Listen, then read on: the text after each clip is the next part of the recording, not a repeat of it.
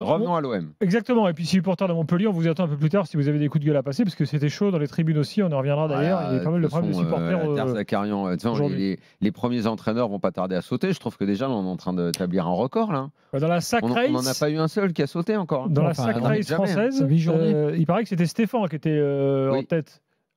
Stéphane, ça va pas durer. Ce qu'ils ont proposé hier, Der Zakarian revient en tête de la sac race. Ils ont braqué un point à Brest, mais c'est pas possible. Stéphane, c'est inéluctable pour des raisons structurelles et en plus conjoncturelles parce que le jeu n'est pas bon.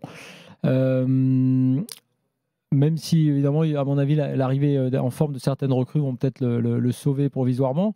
Après, moi, j'ai envie de te dire, ok, changer de coach, très bien. Mais par exemple, à Montpellier, là, comme me disait Daniel tout à l'heure, il faut regarder l'effectif. Le coach va accepter cette situation. D'une part, des coachs s'en trouvent toujours pour aller entraîner en Ligue 1. Mais en revanche, est-ce que ça peut changer quelque chose ? C'est ça la vraie question. Peut-être qu'il y a des fois où il faut le faire parce que tu sais que tu vas changer quelque chose. Est-ce que tu vas changer quelque chose au destin de Montpellier, qui par ailleurs, en dehors de ses faiblesses, avait beaucoup d'absents ce soir. Montpellier, c'est la pire défense depuis 78, c'est ce que disait la télé. Non, le pire depuis qu'ils ont encaissé plus de buts, depuis 1969. 69, d'accord. Ils ont pris 6-0 contre Paris, 5-0 contre Marseille. Ah bah, ils en ont pris 4 le week-end dernier. Ils en sont à 28 buts, je crois, donc plus de 3 buts par match. Mais c'est des passoires derrière, c'est dramatique le niveau de l'équipe. Bon, Marseille. Alors, les gars, allons-y, parce que là, en revanche, on a vu un excellent match. Ouais, avec des choix petit changement tactique, on peut le dire. Le milieu à 3 où Harit n'était pas aussi haut que d'habitude. Il a eu du mal d'ailleurs dans son début de rencontre. Le but l'a un peu tiré d'affaire et lui a mis un peu la tête en dehors de l'eau parce que je trouve qu'il n'a pas bien démarré. Grand patron de l'équipe, Hochberg. Donc le changement dont je parle, c'est un 4-3-3 avec les choix. Le choix, donc déjà, Kondogbia est sacrifié au profit de Rabiot, ça on s'y attendait. Et Rov qui joue. Alors on dit Ro ou Rov? Ro qui a pris la place de Luis Enrique dans ce nouveau schéma. Si t'as l'accent marseillais, tu dis Rov. Rov, on va dire Rov. Si t'as fait un peu d'anglais, tu dis Rov. Et qui est plein d'initiatives, ce joueur. Ce joueur, il prend tout le temps plein d'initiatives et il essaye de produire toujours quelque chose. C'est intéressant. De l'autre côté, je sais pas, on n'est pas dans l'évaluation des joueurs, mais dans la prestation d'ensemble, c'est, on va dire, un des matchs les plus aboutis de l'OM, mais tu ne peux pas retirer l'adversaire du débat. Donc dire que c'est le plus abouti, oui, évidemment, ils étaient en avance sur tous les ballons, ils gagnaient les duels, ils faisaient tout ce que tu voulais, mais quand en face c'est aussi pauvre que ça, tu es dans le confort pour effectuer tout mieux que l'autre. Donc la victoire de l'OM, elle a été facile, et c'est pas ce soir qu'on va dire c'est une bonne idée d'avoir titularisé Lirola, c'est une bonne idée d'avoir sorti Kondogbia, c'est une bonne idée que Rov soit devenu un titulaire dans cette équipe. Est-ce que Wai ce soir marque des points à tel point qu'on oublie toutes les carences affichées depuis le début de la saison? J'en sais rien. Oui, ce soir, il fait probablement son meilleur match, mais est-ce que c'est un match qui sera extrêmement révélateur? Je ne sais pas. Probablement qu'en tout cas, ça lui fera du bien à titre perso. À titre perso, oui, il marque très vite. Dans la foulée, il est présent et même dans le jeu sans ballon, je le trouve très présent. Il aide les offensifs de l'OM. Très bien, oui. C'est difficile de critiquer des joueurs de l'OM ce soir. Moi, je vais peut-être regretter la discrétion de plus en plus grande, je trouve, de Greenwood. Je trouve qu'il est discret. Alors, il met un très beau but. Oui, il n'avait pas marqué depuis un moment. C'est un peu une spéciale pour lui, quand tu lui donnes un bon ballon. Attention, c'est le seul premier but. Attention, le premier but, cette remise instantanée avant la tête d'Euro, c'est Greenwood aussi. Non, mais il est très présent quand même sur des occasions et sur les buts. Il sait faire plein de choses. Il a fait pour ça. Je trouve qu'il est, je sais pas, je le trouve assez discret. Je pense que ce match est difficile de l'analyser autrement qu'en se disant, si j'étais le coach de l'OM, c'est parfait pour me remettre de la confiance à tous les étages au niveau individuel. Parce qu'effectivement, collectivement... tu reprends vraiment de la confiance quand tu gagnes contre des faibles? Non, si, je vais te dire pourquoi. Individuel. Wai marque première minute, il n'a pas marqué. Énorme. Pour lui, ça va être énorme. Greenwood, tu l'as dit, il était dans une petite période sans but, il marque, ça va être énorme. Rowe, pas titulaire d'habitude. Titulaire, il est dans le coup, il est présent, et machin. Je te parle à titre individuel. Mais je pense que tu peux pas tirer de conclusion, effectivement, comme tu le dis, sur le système, sur les choix. Pour moi, Mopé sera supérieur à Wai. Enfin, pour l'instant, c'est pas parce que Wai a mis un but à la première minute et a fait un bon match. Donc, je pense que Qu'est-ce que tu as comme enseignement supplémentaire? Pas grand-chose. Au milieu, évidemment que, en plus, quand Harit est rentré dans son match, oui, le milieu Harit, Heuchberg, Rabiot a mangé son adverse. Mais quel était le milieu adverse? Moi, il y a quand même un truc. Moi, je dirais pas de leçon collective et tactique, et en revanche, du bien-être individuel, de la bienveillance individuelle. J'en ai quand même une petite, c'est que, et ça, l'OM le montre depuis le début de la saison, même dans les matchs qu'il gagne, je trouve que c'est pas une équipe qui met un énorme rythme. Forcément, tu regardes le match de ce soir et tu penses à celui de la semaine prochaine. Je n'arrive pas à comprendre. Après, tous les matchs peuvent être différents, une expulsion bien placée, une erreur et tout. Le foot propose tellement de surprises par rapport aux autres sports que les matchs prennent parfois des tournures inattendues. Mais sur ce que je vois et de Paris et de l'OM, je ne vois pas bien par quel bout ils peuvent les emmerder. Parce que ce qui embête Paris, par exemple, moi je vois le match d'hier soir. Strasbourg, les 10 premières minutes. Plus d'habileté technique avec des joueurs comme à l'OM. Dans les 20 derniers mètres, avec le style et l'intensité qu'ils sont capables de mettre et le pressing, ça emmerde une équipe comme le PSG. Comme beaucoup d'équipes, quand tu es à ce point pressé que tu joues haut. Voilà. Sauf que tu as vu comment ils le font pas. Oui, puis sauf que tu as vu comment Paris a fait. Oui, non, mais bien sûr. Et donc, non, mais ce que je veux te dire. Tu as les qualités pour sortir de ça. Ouais, mais justement, ce qu'il faut regarder là, qu'on n'a pas vu du tout, c'est la solidité de la base défensive marseillaise aussi. Oui, tu ne peux pas tirer de leçons ce soir de ça. Commençons par voir ce que fait l'OM, ce que propose l'OM. Qu'ils aient des joueurs, des bons joueurs, surtout au milieu, des mecs devant, sur une ou deux touches, capables de faire des différences. Mais l'intensité globale qu'ils mettent dans une rencontre, je trouve que parfois, c'est pas tellement foot moderne, quoi. Alors, je ne dis pas que c'est pas bien, mais pour embêter une équipe comme le PSG, qui techniquement se sort à peu près... peut se sortir de beaucoup de pressing quand ils vont garder le ballon, ils vont être plus techniques que toutes les équipes de Ligue 1. Ça va être un peu compliqué. Moi, je ne suis pas forcément d'accord avec toi sur un point. C'est que hier, ils ont été embêtés 10 minutes, mais ils ont trouvé la solution vite fait et ils se sont déjoués du pressing strasbourgeois en leur passant dans le dos. À l'inverse, justement d'un Marseille qui, comme tu le dis, et on peut le regretter parfois contre certaines équipes. Comment ils vont les emmerder? Je ne sais pas comment ils vont les emmerder, mais en tout cas, se jeter comme l'a fait hier Strasbourg en pressing, si tu ne marques pas dans tes 10 premières minutes qui sont bonnes, tu t'aperçois que derrière, Paris a la solution. Donc, comme dit Rosenior, je préfère tenter quelque chose. Il n'a pas des joueurs de grande qualité. Que Strasbourg le temps, c'est très bien. Mais là, on est en train de se dire un club qui va jouer contre Paris. Sauf que si le gars qui entraîne Strasbourg, il propose ça et il a devant... Même un mec comme Wai, malgré toutes les critiques qu'on lui adresse depuis le début de la saison, mais des mecs comme Rove, des mecs comme Greenwood... je pense qu'il marque un but peut-être dans les 10 premières minutes. Et ouais, c'est ça. Mais sauf que l'OM ne joue pas comme ça. Non, mais et en jouant au train, et c'est bien là que le recrutement qui fait tant parler de Rabiot à l'OM, Rabiot, il ne fait pas ça. Il n'a jamais fait ça. Qu'il stabilise l'équipe au milieu, pas de problème. C'est-à-dire que Rabiot est un ralentisseur? Il impose un train...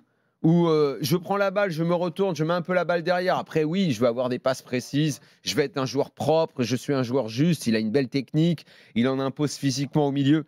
Mais il n'y a pas de rythme. Oui, mais tu vois, c'est pas très vif. Sauf que la différence, moi je pense que c'est compliqué, hein, c'est de la haute couture pour jouer contre le PSG, je dirais, mais ce qu'a fait l'OM ce soir, c'est-à-dire que cette première action de la première minute, parce qu'après tout, là, il y avait 0-0, on va dire. Ce jeu très rapide, justement, avec la remise immédiate de Greenwood pour Rowe, qu'on a vu un peu parfois. Tu te dis que face au PSG, plutôt que de faire du pressing et pour que tu te prennes dans le dos, parce que moi, je crains beaucoup ce qui va se passer dans l'arrière-garde marseillaise. C'est surtout ça que je voudrais voir, moi, la semaine prochaine. Peut-être que si tu veux, avec ce faux rythme, mais ces accélérations possibles, et notamment avec Rowe, moi je pense que l'OM peut offensivement, avec Rowe, Mopé et Greenwood, et Heuchberg qui appuie, peut faire du mal. Moi, ce qui m'inquiète plus pour l'OM, mais encore une fois, c'est pas ce soir qu'on va pouvoir en parler, c'est plutôt derrière. Parce que je ne sais pas quelle est la qualité vraiment des gars qu'on a derrière. Je ne connais pas les Cornelius qui fait encore une faute très tôt dans le match. Ça, c'est un élément supplémentaire. À part Balerdi qu'on connaît bien. Mais bon, charnière... Là tu apportes un élément supplémentaire, effectivement. Ne serait-ce que dans le peu que Montpellier a proposé. Quand Nordin, sur le côté, tout Nordin qu'il est, te met à l'amende Ulysse Garcia, et que si les Montpelliérains ne sont pas les pieds carrés Honnêtement, ils peuvent un peu emmerder dans les premières minutes. Il y a eu des boulevards, il y a eu quand le peu que Savanier, qui a toujours quand même un super pied, a été capable d'orienter un peu à droite, à gauche. Il y avait matière à leur faire mal sur les côtés quand même. Je trouve que quand l'action sur Nordin dont tu parles, c'est un boulevard intégral, ça leur passe dans le dos. Ensuite, Balerdi vient sauver. Tu peux faire un péno sur cette action-là. Oui, donc c'est plutôt ça qui m'inquiète, plutôt que la possession, le rythme et le faux rythme, entre guillemets, et les accélérations. Allez, dans un instant, on continue le débat. Il faut appuyer à un moment. On continue le débat avec les supporters marseillais au 32-16. Et puis, on parlera également sécurité parce qu'il y a pas mal de problèmes dans les tribunes et sur la route du stade entre Marseille et Montpellier aujourd'hui. RMC jusqu'à minuit, l'afterfoot. Gilbert Bribois. Florent Gautreau est là, Daniel Riolo est là également jusqu'à minuit. On analyse le match Montpellier-Marseille, mais également toutes les autres rencontres de ce dimanche. Avant qu'on reparle terrain, qu'on fasse l'évaluation ensemble, j'aimerais qu'on accueille Dorian, qui est supporter marseillais et qui était au stade ce soir. Salut Dorian. Ouais les gars, vous m'entendez bien? Oui, très bien. Très bien Dorian. Ouais les gars, déjà bonjour à tout le monde les gars, c'est la première fois que je passe. Et j'ai appelé parce qu'honnêtement les gars, aujourd'hui j'ai trouvé que c'était un peu chaud. J'ai trouvé que c'était un peu chaud parce que j'étais au stade avec ma copine là et des collègues à moi. Et les gars, j'ai 25 ans, j'ai fait à peu près pas mal de stades et c'est la première fois que je me suis senti autant en insécurité les gars. C'est-à-dire? Ben écoute, j'étais on va dire supporter marseillais, donc j'ai pris une place dans la tribune. C'est vrai que Marseille a marqué assez vite dans le match. Et de suite, il y a eu énormément d'échauffourées dans le stade et j'ai trouvé que la sécurité a mis énormément de temps à intervenir. Mais est-ce que c'est parce que vous étiez mélangés? Parce que j'ai vu des images dans les tribunes, et évidemment, vu la proximité des deux villes, et ça arrive souvent. Montpellier-Marseille, de tradition, il y a toujours plein de Marseillais dans le public. Voilà, dans le public, j'ai vu que c'était très très mélangé. Alors, c'est mélangé, tu vois, mais c'est pas le premier Montpellier-Marseille que je vais voir. Il y a toujours un esprit un peu camaraderie, tu sais, chambrage, tout ça. Là, aujourd'hui, honnêtement, c'est directement parti à la bagarre de tous les côtés du stade. Et on a pas mal de supporters de la Butte Paillade, donc du groupe de supporters de Montpellier qui ont directement escaladé et qui sont allés, qui ont fait le tour dans la tribune où étaient présents pas mal d'enfants. Et de suite, il y a eu une espèce de mouvement de foule qui, je pense, a pas été perceptible à la télévision. Mais on est bien resté pendant 10 minutes. Après en plus, à côté, il y a eu beaucoup d'incidents parce que les Marseillais devaient venir puis pas venir. Il y avait des mecs cagoulés, des barres de fer. Grosse info là. C'est Julien Landry qui nous appelle pour nous dire que ça y est, Der Zakarian a gagné la Sacrée, il est viré. C'est lui le premier là. Et donc Nicolas vient de le confirmer. On y revient un peu plus tard avec Julien. Dorian, oui, tu disais dans toutes les tribunes, parce que nous en fait, devant la télé, on avait l'impression que c'était concentré juste sur la tribune des supporters montpelliérains. Si tu veux, si vous voyez un petit peu le stade de la Monsong, donc il y a le parquage marseillais où il devait être présent, qui était vide. Au-dessus, il y avait pas mal de supporters marseillais. Et en fait, moi j'étais de l'autre côté du terrain, en face de la tribune présidentielle, mais côté Butte Paillade, donc supporters montpelliérains, où il y avait aussi énormément de supporters marseillais. Et je vous dis, dès le second but, il y a eu un mouvement de foule énorme où c'est parti en bagarre un peu de tous les côtés. Et en fait, les CRS sont intervenus que 5 minutes avant la mi-temps. Donc, c'est-à-dire qu'il y a une cinquantaine de supporters de Montpellier qui sont partis en découdre avec les supporters marseillais dans les tribunes. Donc, j'ai vu échange de coups. Les gamins qui étaient choqués, certains ont fait passer les gamins par-dessus des barrières pour les mettre en sécurité. Ah ouais, on est même passé près d'incidents beaucoup plus graves. Quoi. Et pour faire une petite parenthèse, j'ai trouvé aussi, c'est comme dans la plupart des stades, la fouille très légère. Donc de suite, on se dit, les mecs cagoulés, on ne sait pas ce qu'ils ont dans les poches. Il y a des gamins à proximité. J'ai trouvé ça chaud. C'est pour ça que j'ai appelé les gars. Bah écoute, merci pour ton témoignage. Et du coup, tu es parti avant la fin? Je suis parti, les gars, à la 80e. C'est la première fois que ça m'arrive dans un match de foot. Ah oui. Je suis parti un quart d'heure avant la fin du match. Parce que tu ne te sentais pas en sécurité? Parce qu'il y avait des convois de CRS qui arrivaient de tous les côtés. Et je me suis dit, la fin du match, ça va être le chaos, quoi. Surtout vu le score, vu le match. Dramatique. Bon. Dorian, merci pour ce témoignage. Vraiment, soirée pourrie pour Montpellier, aussi bien dans la gestion des tribunes, donc on l'entend avec toi, que sur le terrain. Der Zakarian viré. Oui, alors Daniel, tu parlais de l'interdiction des supporters. Alors en fait, il y a eu un communiqué du préfet de l'Hérault en fin d'après-midi qui dit voilà, j'avais autorisé un arrêté donc pour 450 supporters marseillais. Le nombre n'a pas été respecté, donc apparemment ils sont arrivés bien plus nombreux. Ils ont été arrêtés sur l'autoroute, ces supporters. Là, il y a eu eu quelques échauffourées, individus cagoulés, barres de fer. Là, je parle du supporter marseillais. Barres de fer, fumigène, jet de projectiles contre les forces de l'ordre, qui en fait, eux, étaient là pour les refouler. Alors, on va se dire, non, vous n'avez pas respecté le nombre déterminé par le préfet. Donc, le préfet a dit interdiction totale de déplacement pour tout le monde. Donc, les cars marseillais ont dû faire demi-tour. Donc, dans des conditions, vous le comprenez bien, pas tout à fait sereines. Et c'est pour ça que le parcage marseillais était vide ce soir. Voilà. Je crois que c'est juste la continuation de ce qu'on voit depuis des années maintenant. N'oublions pas. Je crois que c'est les premiers. Oui, cette année, c'est les premiers. Enfin, on a eu une année absolument horrible l'année dernière. Bon, écoute, on a des dirigeants dans le football français qu'on mérite, puisqu'ils sont réélus. Après, c'est des problèmes d'insécurité. On est un pays où l'insécurité est de plus en plus importante. Mais c'est normal qu'on retrouve ça aux abords de stade. Après, là, je ne sais pas si les dirigeants de la Ligue ils sont pour quelque chose. Parce que les supporters marseillais, on leur dit vous pouvez aller à 450 et 6 points à plus. Non, mais il faut organiser ça autrement. Entre ça et les chants homophobes dont il était question, il faut savoir que Bruno Retailleau...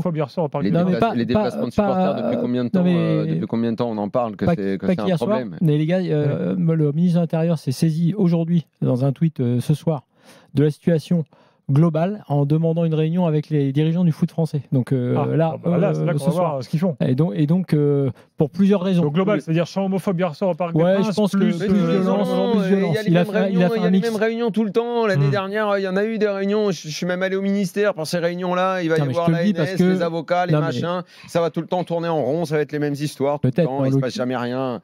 Quand tu règles pas l'insécurité dans ce pays, on est le pays occidental où il y a le plus d'insécurité. Voilà, c'est comme ça. De toute façon, si le mec se fait choper 24 heures après, il est dehors. On n'applique pas l'interdiction de stade, on fait rien. Donc, pourquoi tu voudrais régler un problème d'insécurité autour du football? Tu le règles pas dans notre société. Bon, voilà. Non, mais en fait, effectivement, le ministre de l'Intérieur, là, pour reparler de ce tweet, c'était déjà il y a 2 heures, fait référence aux violences injustifiables, affrontements de clubs de supporters, agressions de forces de l'ordre. On ne peut plus supporter, dit-il, que chaque semaine le sport soit théâtre d'agissements intolérables. Pour ma part, je ne le tolérerai pas. Et donc, voilà, il parle du ministre des Sports et des instances du foot français qu'il demande une réunion pour prendre les mesures nécessaires au retour de l'ordre en marge des rencontres et dans les stades. Bon, quant aux chants homophobes au Parc des Princes, c'est les mêmes chants que l'année dernière, avant un PSG-OM. C'est une sorte de tradition, finalement, au Parc des Princes. Il me semble l'avoir entendu ce soir, et je ne sais pas qui était destiné dans la tribune de Montpellier. Le même chant? Ouais, le chant, mais si tu veux, je ne sais pas qui et à destination de qui. De toute façon, tous les ans, donc la commission de discipline s'est saisie des chants. Mais c'est tout le temps la même histoire. C'est ce qu'on entend dans tous les stades. Alors, je ne dis pas que c'est bien, c'est pas pour relativiser, c'est pour expliquer. Quand c'est au Parc des Princes, comme tout le monde est là, ça a fait le même cirque et le même bruit. Je l'ai entendu, quand c'est le PSG, les ministres, on a l'impression qu'ils ont l'oreille à la fenêtre, ils l'entendent. Quand c'est dans tous les autres stades, on ne l'entend pas. Donc là, on va l'entendre, on va faire des réunions. Les supporters, de toute façon, quand tu les rencontres et que tu en parles, ils ne veulent pas. Ils ne veulent pas qu'on leur dise de ne pas chanter ça. Hier, t'as bien. Ils ne le veulent pas. Hier au stade, malgré les messages répétés du speaker, ça chantait de plus belle. Non, le message n'a pas été répété, il était dit une fois. Deux. Pardon. À quel moment la deuxième fois? Deux fois. Parce que le speaker qui est nouveau, qui a été essayé hier, je l'ai entendu une fois. L'a dit une première fois. Bel et bien 2 fois. Hein? Ouais, 2 fois. Ok, tu t'en fous. Et en fait, à chaque fois qu'il disait le message, ça repartait de plus belle. Donc, bon. Non, mais quand tu me dis ça, quand tu sais que il y a eu des problèmes récents à Lyon entre supporters du même club. Supporters. Oui, c'est vrai que j'ai oublié cela. Finalement, c'est pas les premiers problèmes. Du même club. Bon, voilà. On pourra revenir sur ces problèmes-là un peu plus tard. Mais là, on a Julien Landry qui est là, qui vient d'assister à la conférence de presse. Et au limogeage de Derzac en direct. Laurent Nicolin, bonsoir Julien. Bonsoir messieurs. Oui, ça a été rapide, efficace, comme vous savez le faire parfois Laurent Nicolin. Mais ça se tramait parce que au moment où on est dans la salle de presse, on a vu Michel Derzakarian partir avec sa petite valise et on se doutait bien que quelque chose se tramait. Et Laurent Nicolin est venu confirmer 5 minutes après être passé sur le diffuseur, qu'il avait mis fin à la mission de Derzakarian au retour des vestiaires lors de la traditionnelle causerie de fin de match où les joueurs se regroupent. Et il a dit à Michel Derzakarian que la mission était finie, qu'il avait eu honte ce soir de prendre 5 buts contre l'Olympique de Marseille, qu'il ne savait pas si c'était la bonne décision, mais il n'avait que ça à faire. Il avait honte évidemment des joueurs. Il espérait aujourd'hui une autre attitude de son effectif. Il ne sait pas quel sera le coach la semaine prochaine pour remonter la pente. On sait que Jean-Louis Gasset a été un moment approché, qu'il était dans les vestiaires. Jean-Louis Gasset, il a pris pour la 15e fois sa retraite. Il ne va pas revenir pour la 16e fois. Ah ben peut-être, on sait Moi, jamais. je te dis que ça ne va. Flo a dit tout à l'heure, il y a toujours du monde pour un club de Ligue 1. Moi, je te dis que ça ne va pas se bousculer à Montpellier. Non, parce que l'effectif est très décimé. Il y a quasiment 10 absents ce soir pour cause de blessures. Et comme disait Kevin pendant le live, à part Jean-Louis Gasset qui vient pour rendre service, je vois pas. Ouais, non, mais donc voilà, en tout cas, Laurent Nicolin est venu confirmer le limogeage de Michel Derzakarian dans cette année si particulière pour le club de 50 ans. Une décision qu'il n'avait pas envie de prendre, qu'il prend à contre-cœur, mais il est obligé ce soir, devant le néant produit par son équipe, de mettre fin au contrat de son entraîneur. Tiens, on va l'écouter, Laurent Nicolin, puisque tu l'as interrogé il y a quelques secondes. Juste pour vous dire, après, on ne va pas épiloguer, je ne vais pas y rester trop longtemps avec vous, juste pour vous dire que j'ai mis fin à Michel Derzakarian ce soir. Donc voilà, Michel Derzakarian n'est plus l'entraîneur de l'équipe première du Montpellier. Donc voilà, tout simplement. Vu la prestation et vu l'attitude que j'ai vue ce soir, je me sentais obligé d'intervenir et de stopper notre collaboration. Ça n'a pas de gaieté de cœur parce que c'est quelqu'un que j'apprécie énormément. Mais dans la vie, l'important c'est le club, c'est pas les gens. Donc voilà, c'est stoppé. Il n'est plus l'entraîneur du Montpellier. Voilà, il a mis fin à la mission Derzakarian, évidemment. Vache, la phrase, la première, elle est déjà. Alors je vais te dire, ce que je ressens comme ça. Je trouve ça hyper violent parce que se faire virer comme ça. Une minute après la fin, quelques minutes après la fin d'un match. Là, ce qu'il vient de dire, bon, c'est une erreur d'expression, de français. Il dit j'ai mis fin à Michel Derzakarian. Waouh, ok. Et puis après, plus largement, je trouve ça globalement assez naze. C'est-à-dire que son club, il est géré comment? Son budget, on l'a dit, la construction par rapport aux droits télé, son effectif, tout ce qu'il a fait avec la Ligue. Il va au resto. Non, mais tu vois, c'est plus ça. Et donc, moi, je veux bien, ce soir, donc ton premier truc pour faire le boss, t'arrives dans le vestiaire, tu dis Michel, c'est terminé, j'ai eu honte. Et t'as honte, mais qui est responsable de l'état de Montpellier aujourd'hui? C'est Michel Derzakarian. Donc, tu dégages violemment quand même un salarié du club et pas n'importe lequel, et tu vas dans les médias en disant ouais, vous avez bien compris, j'ai viré le mec parce que bon là c'est pas possible et tout. Moi franchement je trouve ça naze. Julien, toi c'est pas Derzakarian le pauvre entre guillemets là-dedans qui est le premier responsable. Julien, toi qui suis le club de près là, comment un gars comme Kazri par exemple, qui est un peu le mec d'expérience dans cette équipe, n'est plus titulaire depuis un moment? Parce qu'il fait plus, en tout cas Michel Derzakarian estimait qu'il ne faisait plus les efforts nécessaires à l'entraînement, qu'il n'avait pas la condition physique nécessaire et qu'il avait. Mais c'est vrai ça, t'en penses quoi toi? Non, oui, Wabi Kazri, il est quand même pas. Alors, il a jamais été le joueur le plus affûté qu'on ait connu. Oui, mais malgré, même en étant un peu pas affûté, c'est quand même un type, voilà, il a un peu de ballon quand même. Oui, il a du ballon, mais il ne faisait plus les efforts nécessaires. En tout cas, selon Michel Derzakarian, en semaine. Après, on ne voyait pas tous les entraînements, mais il estimait en tout cas qu'il avait tendance à se laisser, à s'écouter un petit peu et à ne pas faire les efforts nécessaires, que ce soit lors des entraînements ou sur les peu d'entrées qu'il faisait. Et puis ce soir, tu lui fais pas un cadeau, tu le fais rentrer à la 85e à 5-0, tu lui envoies aussi un mauvais message. Mais non, mais il y a aujourd'hui, il y avait une vraie fracture entre des membres, entre des joueurs et Michel Derzakarian. On ne comprenait plus son discours. Le dernier exemple en date, c'est la gestion des gardiens, où avant Monaco, tu dis à Benjamin Lecomte qu'il n'a plus le niveau pour mettre Dimitri Berthaud, et après 2 matchs, tu enlèves Dimitri Berthaud pour remettre Benjamin Lecomte.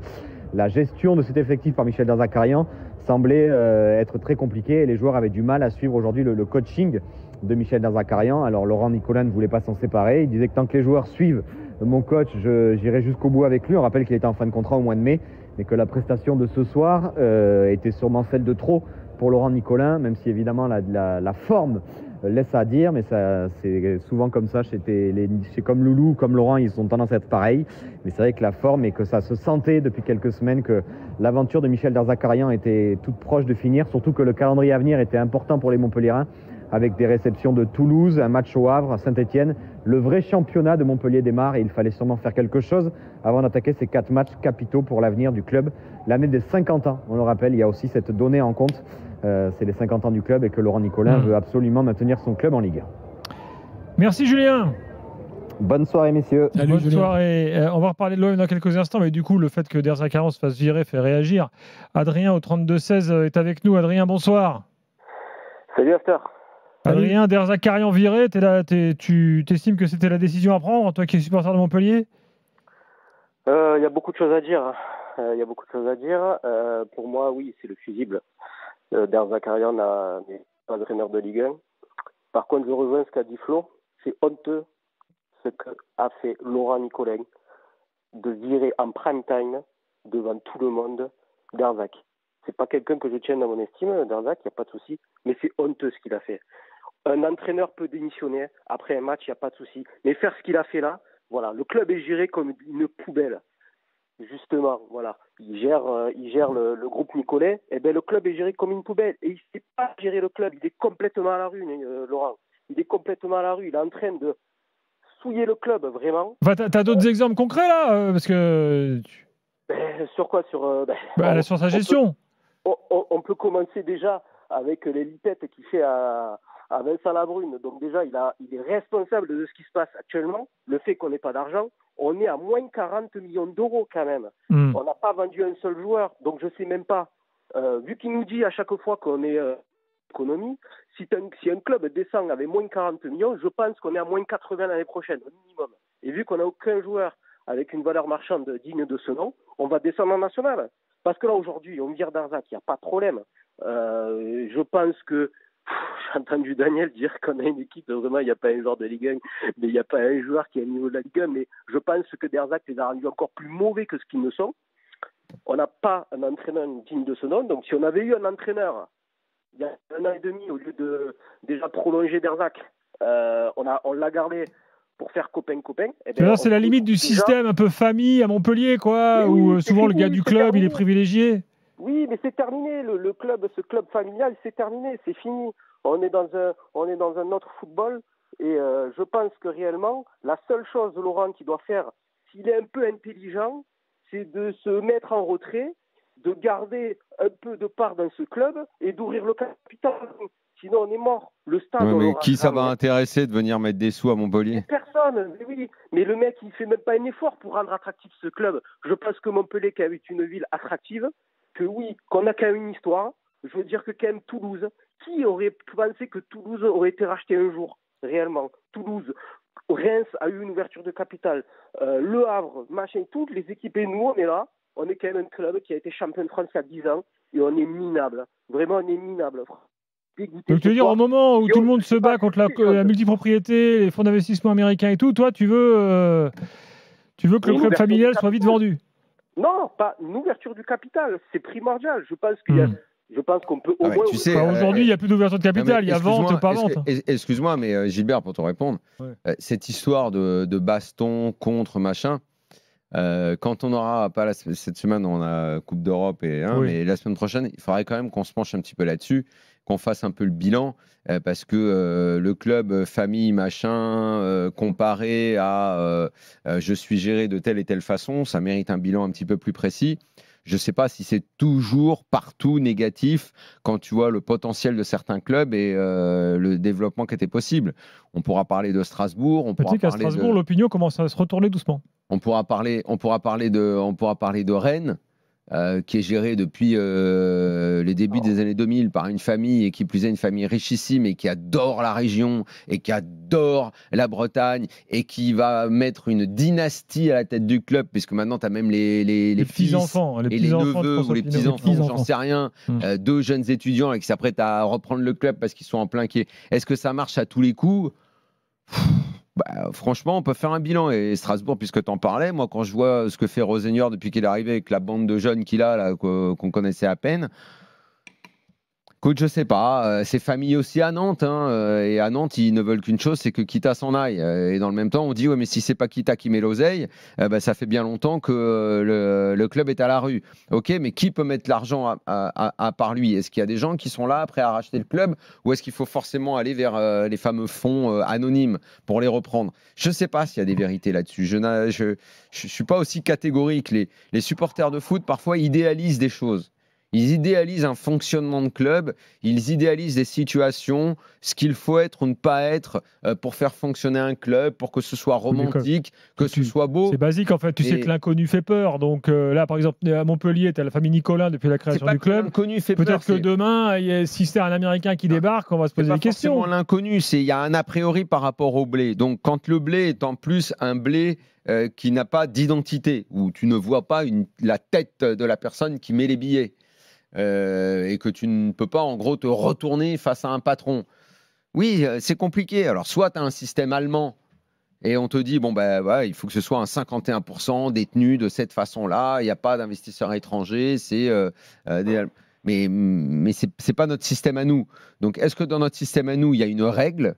Moi, je ne crois pas. Je n'arrive pas à voir ce qui est le meilleur des fonctionnements. Quand tu vois comment fonctionnent nos clubs, je ne vois pas. Regarde Lille. Lille, c'est pas l'argent de l'Étang.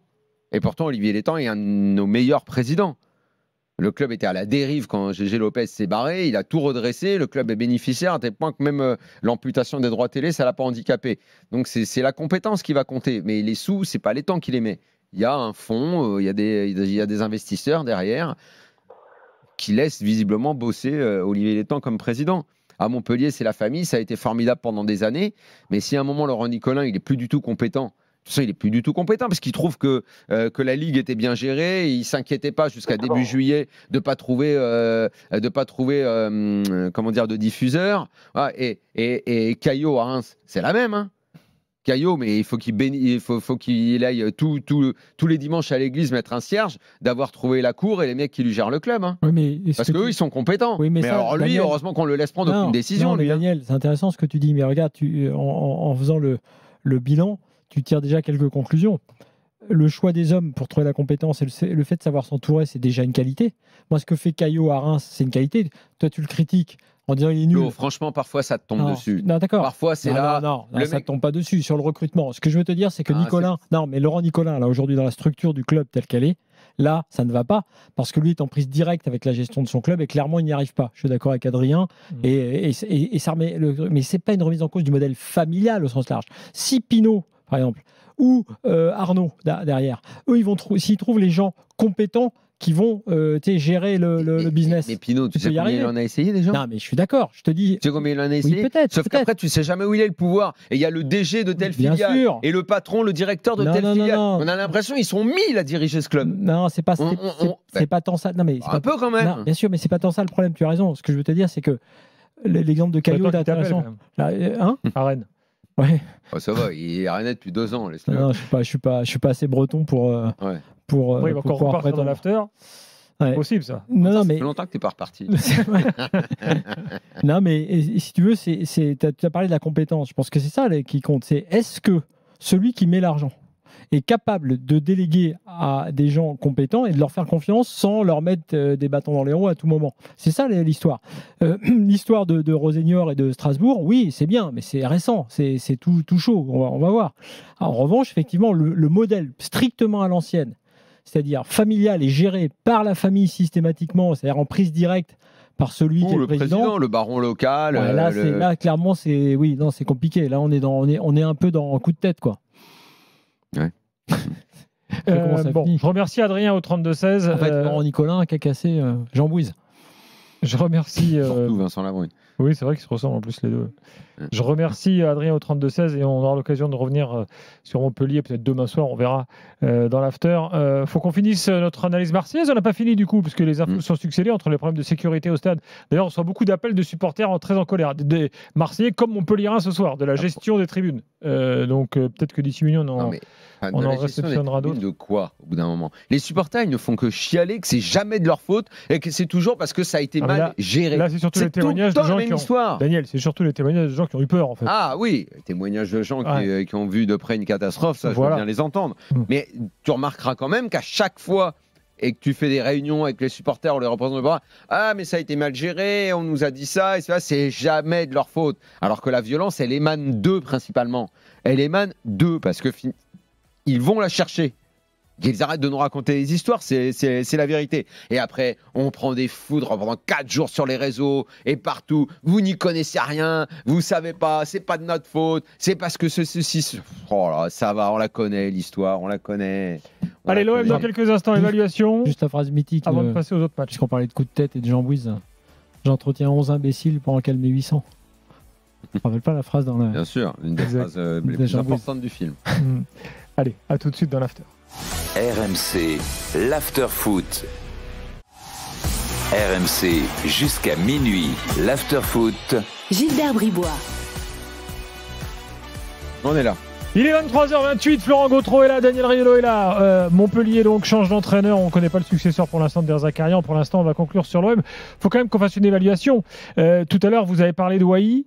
Est-ce que le fait de dire c'est le meilleur match de Wai est forcément à tempérer par Montpellier ? Non, c'est le meilleur match de Wai. Oui, mais D'ailleurs, dimanche prochain, Wai ou Mopé ? Très bonne question. Factuellement, il fait son meilleur match. Il travaille pour l'équipe. Il avait dit numéro 1. Oui. De Zerbi avait dit quand il y avait la question Mopé, Wai numéro 1, même si c'était de la com. Je pense que Wai démarrera contre le PSG. Maintenant, tu vois, ce serait logique. Tu vois s'il ne le met pas après son but. T'as bien en tête le but de Greenwood ? Ouverture extérieure du pied de Wai. J'ai surtout vu que le mec s'est fait enrhumer par une sorte de pseudo-dribble, là, le Montpellierin aussi. Eh ben, tu vois cette passe. Moi, je pense que le jeu, il n'est pas là. Moi, je pense que le jeu, il est de l'autre côté pour le gars qui centre ensuite pour Greenwood.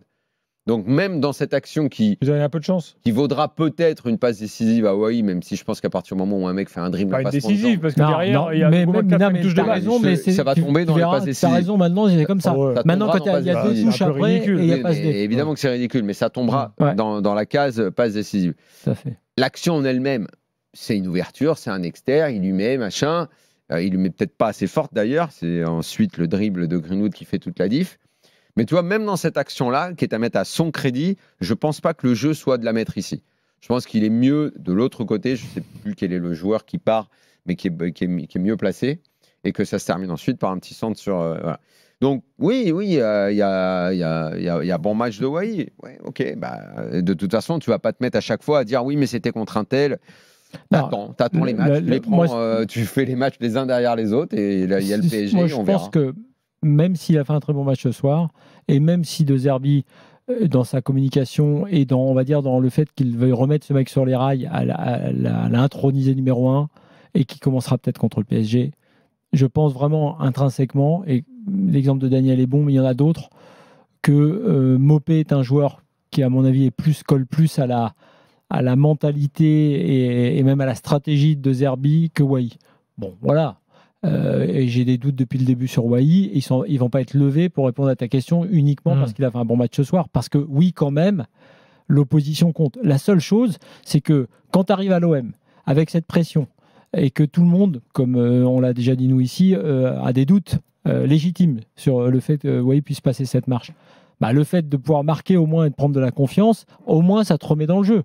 C'est-à-dire que là, c'est clair que Wai, ce soir, c'est un ouf de soulagement et ça le remet bien à l'endroit. Moi, je pense, au bout du compte, que idem, Luis Enrique, je pense que c'est pas non plus terminé, tu vois, mais c'est vrai que de voir Ro qui est là, alors qu'on l'a attendu longtemps, qu'il était souvent remplaçant. Mais là, on attaque, Ro, ça marche. Ouais. Luis Enrique, ça marche, même s'il n'était pas titulaire, mais globalement, bon début de saison. Il n'y avait que le problème du 9, en fait. Bien sûr, il y a le problème du 9. Mais Greenwood, globalement, ça marche quand même s'il a une petite... Et le problème qui n'est pas un problème, mais le problème du 9, tu vois, il va se poser. Qui doit ne plus jamais changer, même si ça a été fait une fois, mais on ne veut plus jamais le revoir. Hochberg, il est au milieu. Alors, évidemment, j'allais y venir. Est-ce que le meilleur joueur pour l'instant de l'OM de la saison, c'est pas Hochberg ? C'était Greenwood au tout début. C'était Greenwood au tout début et sur la durée, c'est lui. Il est très fort, très bon milieu de terrain. C'est lui le patron, c'est lui qui fait le tri de tout. Puis t'as vu la réaction des mecs. Impeccable. T'as vu la réaction de toute l'équipe. Les pieds, il a tout, la tête, les jambes, il a tout. Après son but, on a bien vu que les gars voulaient aller absolument le féliciter lui-même voulait aller féliciter le banc. Donc c'est plus qu'un leader technique, c'est un leader mental. Buteur ce soir. Non, c'est plutôt beau. Là, il y a deux questions qui se posent. À mon avis, en dehors, il y a une grosse question défensive. Bon, on verra. La solidité, là, on a légitimement des doutes. Il y a Rouli qui fait quand même une bonne saison, même si j'ai émis quelques doutes parfois, mais il faut reconnaître que depuis le début, il fait une bonne saison. Oui, il est bon. Et après, pour moi, les deux questions, c'est quel équilibre au milieu de terrain ? C'est-à-dire que je ne suis pas certain que ces trois-là, alors Hochberg, évidemment, oui, mais Rabiot, Hochberg, Harit, à voir si c'est vraiment la bonne solution. Et la deuxième, c'est le 9. Je ne vois pas en quoi c'est une meilleure solution de jouer dans ce qui ressemblait aujourd'hui plutôt à un 4-3-3, plutôt que de mettre Hochberg et Rabiot Et Harit, Harit, tu connais ses qualités, tu connais ses limites. Écoutez Harit en zone d'interview.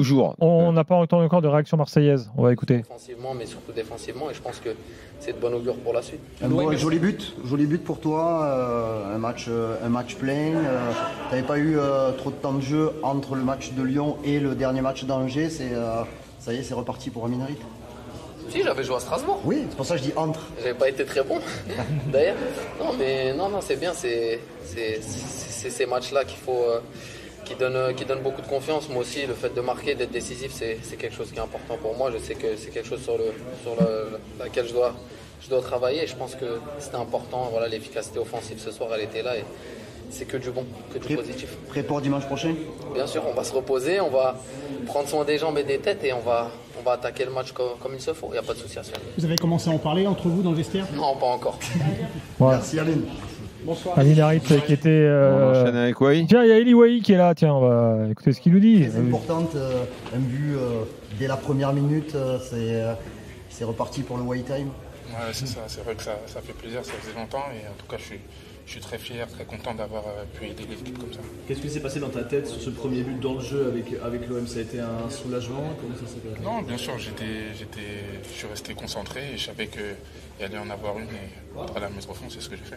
Le coach vient de parler de toi en conférence de presse, il a dit que tu avais énormément de talent, qu'il fallait ceci encore t'aider à gagner en confiance. C'est ce qui te manque encore un petit peu aujourd'hui, encore un petit peu plus de confiance ? Bien sûr, c'est vrai que le talent ne fait pas tout.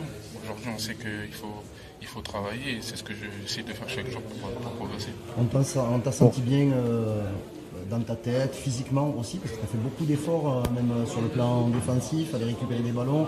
Tu offres ce ballon à Mason Greenwood aussi en deuxième période. Un match plein pour toi, qu'est-ce que ça représente ici, un match plein à Montpellier ? Ouais, c'est vrai que c'est un match assez particulier, mais j'ai su faire la part des choses et donner le meilleur de moi-même et c'est ce que le coach attend de moi. Et c'est ce que je vais essayer de faire tout le temps maintenant. Au-delà du but. Voilà, on arrête avec Eli Wai parce que bon, c'est un peu bateau à dire, mais bon. Ouais. Bon, Amin Harit, hein, voilà. Donc oui, je disais sur Harit. Oui. Ce joueur, tu sais ses qualités, tu sais ses défauts, son irrégularité, le fait qu'il soit capable de faire des bons matchs. Bon, c'est pas un crack, c'est un joueur un peu technique. L'OM l'a lui pour, on va dire, être l'animateur des phases offensives. S'il est sur le terrain, essaye de le mettre là où il est le plus à l'aise. Hein. Et je ne dis pas ça en sous-entendant qu'il n'a fait que des bons matchs dans cette position-là. Mais toujours est-il que moi, je le collerais derrière l'attaquant et un double pivot devant la défense dans un 4-2-3-1 qui, je pense, ne changera pas la vie ni de Greenwood, ni de Rove si c'est lui ou si c'est Luis Enrique. Là, dans le 4-3-3 comme ça, alors ok, il marque, mais avant de marquer, il n'est pas très bon. Harit, il perd beaucoup de ballons. C'est ça qui me gêne, moi, chez lui. Quel que soit le poste, c'est son irrégularité. Oui, non, mais ça, on le connaît. Il ne va pas se réinventer, on le sait. Non, mais c'est pour ça que soit tu joues avec lui, soit ils disent on a mieux et on fait autrement. C'est-à-dire, on fait un 4-3-3 et j'en sais rien, mais tu mets Kondogbia au milieu. Toi, tu fais un gros milieu bien costaud. Et tu as tes 3 mecs devant, enfin, je ne dis pas que c'est la solution, mais tu prends une option qui serait complètement différente en faisant ça. Mais si tu tiens à garder, on va dire, ton joueur un peu créateur ou capable de l'être au milieu, mets-le dans les meilleures dispositions, hein, fous-le derrière l'attaquant, monte un 4-2-3-1, 4-3-3 comme ça, je ne sais pas si c'est si fantastique que ça. Moi, dans cette équipe de l'OM, je ne me fatiguerai jamais, et je le répéterai, elle prendra une autre tournure quand Rongier reviendra dans cette équipe. Je sais que les entraîneurs ont toujours besoin de beaucoup de temps pour se rendre compte d'à quel point il est important dans une équipe, parce qu'il ne paye pas de mine, parce qu'il n'a pas l'air d'être, mais il est meilleur que beaucoup de joueurs dans cette équipe. Même arrière-droit. Il va faire du bien à l'arrière, moi je pense. Même arrière-droit, je pense que, comme je te dis, comme c'est derrière que l'OM va souffrir à un moment ou à un autre, je repense encore à Cornelius, parce que dans plusieurs attitudes, dans le carton, dans les tas de choses, tu prends le même carton contre le PSG en début de match, ça peut être compliqué. On a vu hier Barcola qui fait prendre le carton au Strasbourgeois assez tôt. Derrière, c'est compliqué. Donc, je pense que voilà, t'as Balerdi, ok. Mais effectivement, oui, un Rongier derrière, ça pourrait être intéressant. Balerdi, c'est pas.